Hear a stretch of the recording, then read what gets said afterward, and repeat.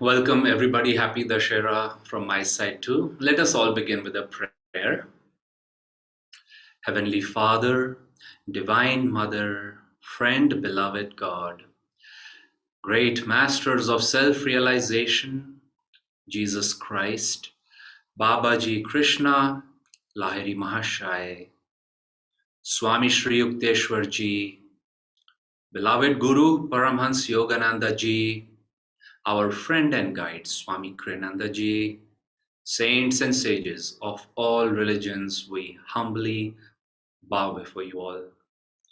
O great masters, we thank you for the divine joy you have planted in our hearts. Help us sing your name. Help us participate and come closer to your consciousness through chanting, through singing, through offering our devotion ever more deeply, lovingly at your feet. Make us instruments for your divine music. Come to us through your music. Om Shanti. Good evening once again, friends. And isn't this wonderful? Every week we gather to receive little nuggets, capsules, you may say, of healing. And today is each one of them, it's like literally it's like a spiritual pharmacy. you know, we have different, you may say, ailments. Master classified, he called himself a spiritual doctor. And he said there are physical ailments, of course, so many that he said it's impossible to enumerate them all in his, it would become a medical book if he did that. But then he said there are psychological illnesses, there are spiritual illnesses, diseases. And he just didn't talk about the problem, as we know, he spoke of the cure. And right in the topic today is half the cure for our dis-ease, you may say, our separation from him, our inability to feel those different aspects of God. How do we experience him? How do we know he is peace, calmness, joy, love, light? How do we know that? Well, by singing the chants and the glory that the saints have composed who have experienced him. And I'll give you some examples. For example, by the way, today being Dashera, today was the day light overcame darkness. And Kriyananda ji was once recording this chant, Sri Ram, Jai Jai Ram Om. And as he was coming to the close of the stipulated time in the recording studio, Swamiji started signaling to the recording person that let's do it again. And the person said, no, it's sounding fine, sir. No need to record. And Swami was singing at the same time, signaling that let's do it again. Don't stop the recording. I'll sing it again. And so they, of course, went ahead with that. After he came out, the person said, sir, it was just the same. It was the same as the first time. Why did you want to record it all over again? And Swami said, you see, the consciousness that is behind those words, one of the major gifts of that chant, he said, is divine calmness. And he said, I, as the singer, was beginning to feel it only towards the end of the first repetition. So he said the repetition was without that, you may say, consciousness or spirit. Hence, he didn't want to record it and sell those recordings. And he said, but I felt it at the end. Hence, the second half of the recording, he said, has it all. And that is available. That chant is available in Swamiji's voice. And a devotee was playing it in her house, would play it in her house. And she had a 3-year-old son. And one day she was scolding him for something. And this little boy was looking up at his mom. And, how much do we understand why we're getting a scolding at that age, frankly?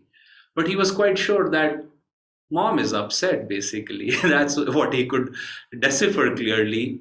And he looked at her and he started singing, Sri Ram, Jai Jai Ram, Om. Sri Ram, Jai Ram. And her mom was totally confused, his mom. And she, when she saw Swamiji later on, she said, Swamiji, this strange thing happened. I was scolding him and he started chanting Sri Ram, Jai Ram in my direction. And Swami said, oh yes, children are very sensitive. You see, the mind was bypassed, the ego was bypassed in that little child. But he gathered that this is a calm chant. This has calmness vibrations. And Swami said, he said, Mom needs calmness right now. So he started singing and sending that calmness in her direction. Well, sometimes our mind can come in the way, like that recording artist. I mean, he owned the studio. You would think he would be aware of this, but no, it is not common understanding. Let me give you another example. This is from the book Musicophilia by the world renowned doctor who's passed away in the pandemic, Oliver Sacks. And Dr. Oliver Sacks was a neurologist, psychiatrist, and a musicologist. And he was from a very musical family in Europe and he practiced in the US. But he got referred these strangest of cases related to neurology and music. So, anyway, I want to quote just one story, which is very interesting and outlines the principle that Yogananda ji shared with us all. And his friend, who was also a musician, told him this story. He said, Oliver, I share my music, across through concerts and such. And he said, one day, as a gift from my side, I decided to play my music at a senior citizens living place. And he said, I started singing many pieces. He said, but there was one piece which was very personal in my life. I had composed it personally for a very special reason. It's instrumental. And he said, I've never told anybody what that song is about, why I composed it. He said, but I started playing that once again in that gathering.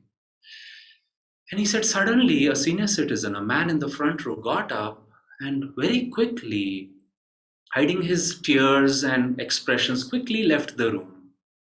And Oliver Sacks' friend saw that and he brought the music to a close. He gave everybody a break and he went out and looked for that man. And he found him weeping on one side by the railing outside. And he went up to him. He said, Sir, I'm very sorry if there's anything I said or performed that upset you, but I saw you were not feeling well in that last piece. And this person still was crying. He said, Oh, no, sir, no, not at all. It's not your fault at all. He said, but I don't know why that piece you played after many, many decades reminded me of my best friend when I was in my 20s. He said, you see, I was a fighter pilot in World War II, and so was my friend. And he said, I saw his plane being hit by the enemy fire and plunge into the Pacific, and that was the end of my friend's life. And he said, I don't know why this song just reminded me after many decades very vividly of him. And Oliver Sacks' friend was stunned because he had never told anybody, but he had composed this piece of music in memory of a very good friend of his whose plane had been shot down in World War II in the Pacific, and that person had died. These were two different people. But how can this happen, we ask sometimes? Well, Master explained. He said, behind form is actually subtle energy that has gone into creating that form, that piece of music outwardly. But he said, behind that energy is a thought that somebody first had. And he said, the origin or the attraction of that thought depends on the consciousness of the composer. So Kriyananda ji again and again used to say, whether it is art, whether it is a chant, whether it is a piece of music, he said, you are inviting and absorbing the consciousness of the musician. And then he would say, hence when we sing a chant, let's say we have some ailment. It could be a physical ailment, it could be discouragement, disappointment, a heartbreak, despondency, whatever we are feeling. Lack of devotion, you fill in the blank. There is an antidote of a chant that Kriyananda ji and Master have provided. If only you and I will take that prescription to heal ourselves.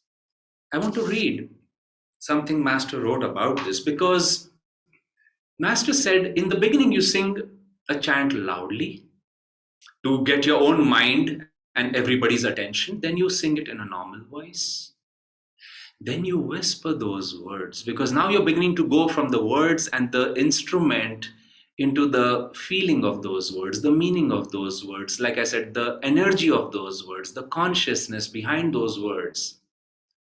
And Master said, hence you want to soften the outwardness and go within.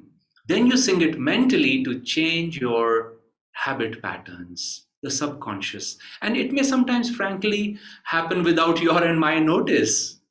And then Master said, if you sing further mentally, you go from subconscious into the superconscious state. That is where healing happens. The moment you and I enter super consciousness, healing is always there. Dis-ease is never there. So the goal is to get into super consciousness, this time through chanting. This is what Master writes. This is from the book Glowing Health and Vitality. The moment the phrase of the chant song reaches the superconscious and the inner conviction, a volley of energy will shoot down and heal the body, mind, and soul. Electrocuting physical bacteria, paralyzing mental fears, and conflagrating ignorance into ashes. He further makes the point that why we should not listen to songs which are discordant, disharmonious, inharmonious. He says it rattles your nervous system, which is the vehicle God has planted in you and me for the transmission of prana. And he says your your uh, your instrument is jangled basically if you listen to that kind of music, and if you listen to soothing music, the instrument will be in good shape, and hence the vibrations of healing will go very easily. So once again, I repeat, I'm just seeing my notes here. Maybe we can have a 2-minute chant of Shri. Okay, Blazy, we'll do that chant. And let's do Sri Ram Jai Ram. Today's Dashera. I will request you to do something I recently did in Pune and it worked. I requested 5 devotee families to buy a harmonium, and the score was 5/5. That's a good score to get.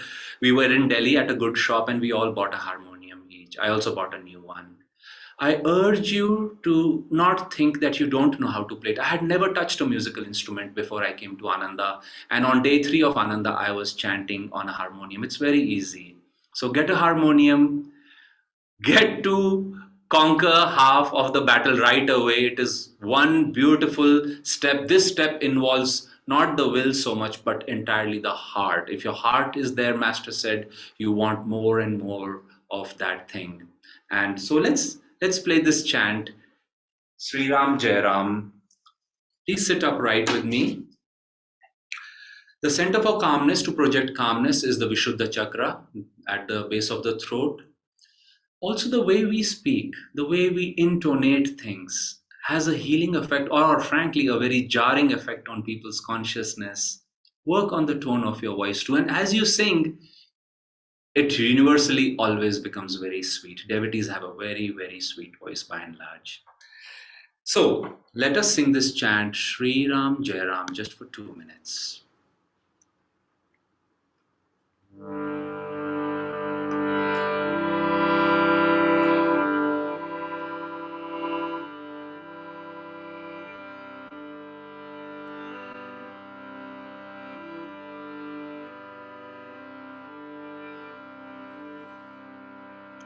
Shri Ram Jai Ram Jai Jai Ram Om Shri Ram Jai Ram Jai Jai Ram Om Shri Ram Jai Ram Jai Jai Ram Om Shri Ram Jai Ram Jai Jai Ram Om Shri Ram Jai Ram Jai Jai Ram Om Shri Ram Jai Ram Jai Jai Ram Om Shri Ram Jai Ram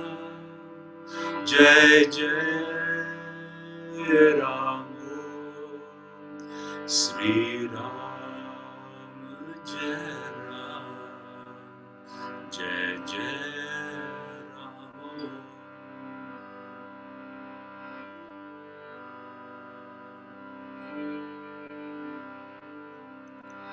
Shri Ram Jai Ram Jai Jai Ram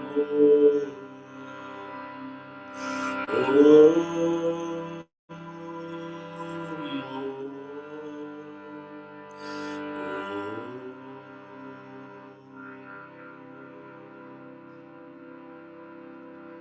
Let's take a moment of silence as we internalize this chant, focusing at the point between the two eyebrows. Feel that you're offering the vibrations of this chant, the calmness you have evoked, which is always there in our soul nature, but often buried or hidden. Feel that you're projecting that out through the spiritual eye. Om Shanti, Shanti, Shanti. Finally, I'll add just one line of an advice, which there are many things that separate Master's way of chanting. He brought a new way of chanting, Swamiji said. One thing was that Kriyanandaji said he very consciously, directly, simply put you and me in the chant. Most of Master's chant have I and you. Lord, I am thine, be thou mine. Door of my heart, I keep for you, open wide I keep for you. Divine Mother, my Divine Mother. And Master said that brings responsibility to us. It brings God closer to us in our experience, because now you are moving more and more into, you're talking to God, you are with Him. He is with you more consciously in your awareness. So thank you, friends, and let's go deep in this subject of chanting in this coming week.